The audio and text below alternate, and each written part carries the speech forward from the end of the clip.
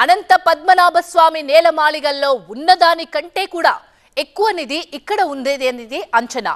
వీటి విలువ 1,00,000 కోట్ల విలువ ఉంటుందని భావిస్తున్నారు. చివరిసారిగా 1978లో రహస్య గదిని ఓపెన్ చేశారు. ఆనాడు 70 రోజులు లెక్కింపు సాగింది. ఇప్పుడు మళ్ళీ 46 ఏళ్ల తర్వాత ఈ రహస్య గదిని తెరిచారు.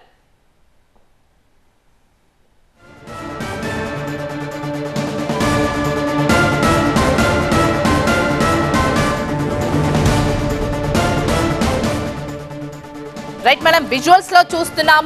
ఒడిశాలోని పూరి జగన్నాథుడి రత్న భాండాగారం తెరుచుకుంది. అయితే అక్కడ పూజాది కార్యక్రమాలు చేశారు. అక్కడ లోపలికి వెళ్తున్న దృశ్యాలు కూడా మనం చూస్తున్నాం. ప్రత్యేక పూజలు నిర్వహించిన అనంతరం మధ్యాహ్నం 1:25 ఆ రహస్య గదిని తెరిచారు. మొత్తం 11 మంది మాత్రమే లోపలికి వెళ్లారు.